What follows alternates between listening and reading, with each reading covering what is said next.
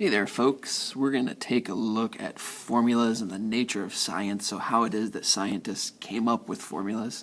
So if we think of things like methane, we use that anytime we use the Bunsen burners, or phosphoric acid, H3PO4, it's used in car batteries, or caffeine, which is C8H10N4O2. It's found in most drinks and coffee. So all of those formulas, CH4, H3PO4, caffeine, we've seen formulas before. We know how to write formulas, we know how to balance charges, things like that. But how is it that scientists came up with these formulas? Okay, how is it that we know that methane is CH4, that there's one carbon and four hydrogens? We don't have a microscope that can zoom all the way in and count the number of carbons and count the number of hydrogens, or count the number of carbons and hydrogens and nitrogens and oxygens over here. So the way we come up with these formulas then is through a process. And so the process in the laboratory would be to find the percent composition. After you find that, you can find its empirical formula. After you find its empirical formula, you can find its molecular formula. And these guys right here, these are the final counts. Those are the molecular formulas. So we're going to look a little bit about how this process goes down. We're going to start off today by looking at percent composition.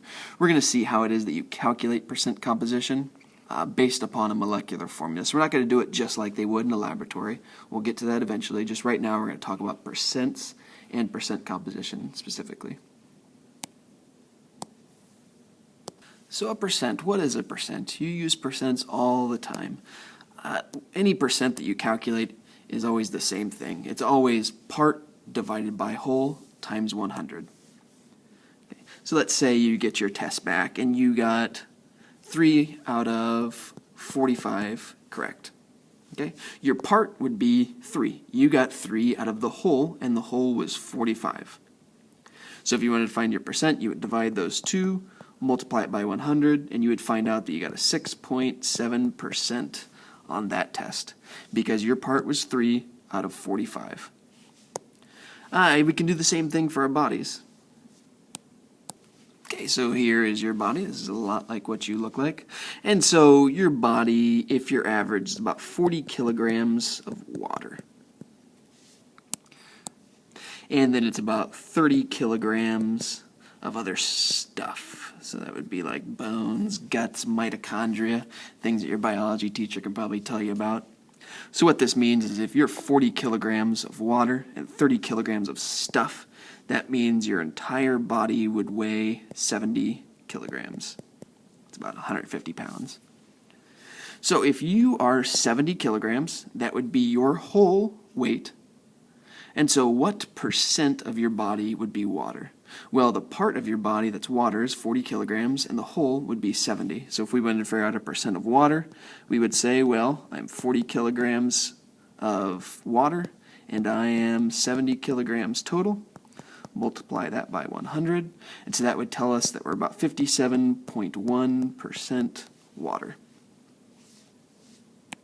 So a little over half of our body is water, and the other part would be other stuff. So how much of our body is other stuff? Well, the part of our body that's other stuff would be 30 kilograms, and the whole would still be 70 kilograms. So 30 divided by 70 times 100. That means that we are 42.9% other stuff. So 57.1% water, 42.9% other stuff.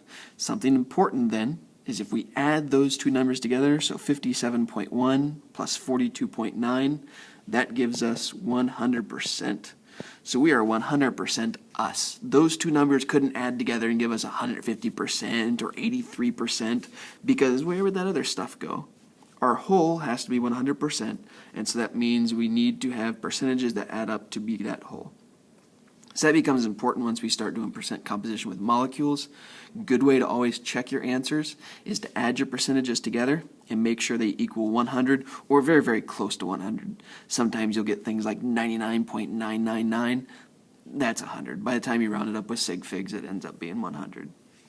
Okay, so make sure that your percentages always add to be 100. Well, great, Mr. Jones. You just showed us how to calculate our percent of water in our body. It applies to chemistry, and here's how. So if we wanted to find the percent composition of magnesium oxide, so this is where we got to start figuring out molecular formulas or molar masses, which we know how to do. We've done that a lot. So magnesium oxide, it has 1 magnesium and 1 oxygen. So gut reaction of a lot of people is going to be to say, okay, we've got 1 magnesium and we have 1 oxygen. So the whole would be 2, therefore it's 50% magnesium and 50% oxygen. That is incorrect. In fact, when we do this, we have to base it upon the mass. So it is percent by mass, not by atom. Okay, so it's a 1-to-1 atom ratio. It is 50% magnesium atoms and 50% oxygen atoms, but we're going by weight.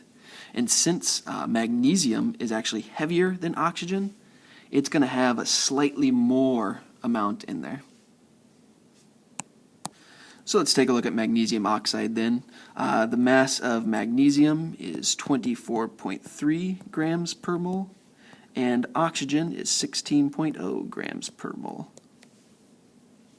If we add those two together, that means that the total mass would be 40.3 grams per mole.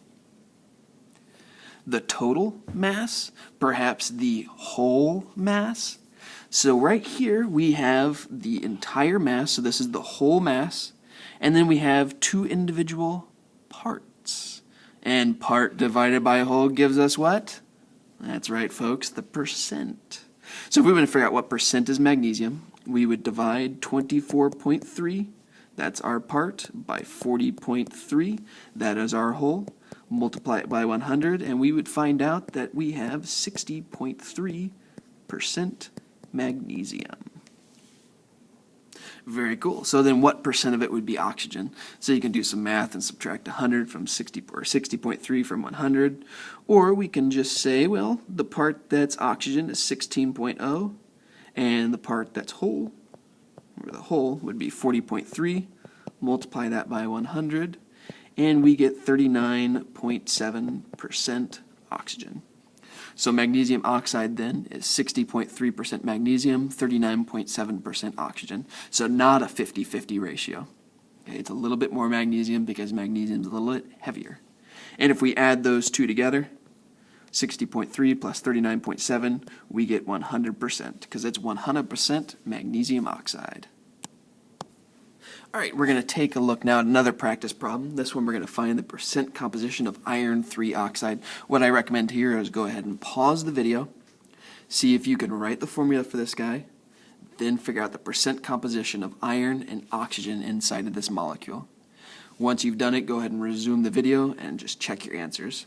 If you're still really confused, just keep watching the video and you can follow along. Welcome back. So first off, the formula for this guy, iron 3 oxide, that would be Fe2O3, balancing the charges.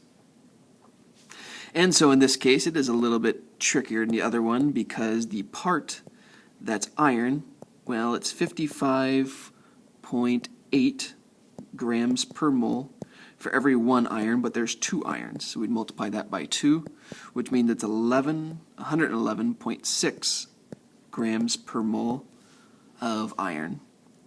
And then oxygen, so each oxygen weighs 16.0 grams per mole, but there is 3 oxygens.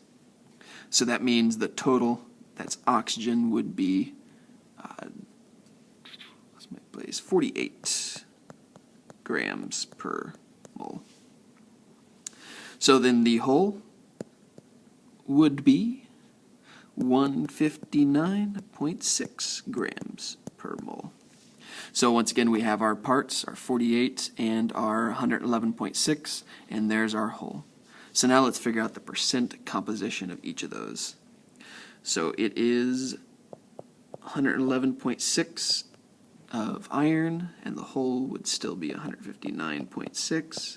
Multiply that by 100. And we find out that it's 69.9% iron. And if we do the same thing for oxygen, so there is 48.0 out of 159.6 of oxygen. Multiply that by 100, and we find out that it is 30.1% oxygen. So there you go. That's percent composition in a nutshell, using the formulas to find out what percent of each molecule is in there by weight. And if we take a look at these just to proofread, we've got 69.9, we add that to 30.1, and we do get 100%. So this is correct. Thanks for watching.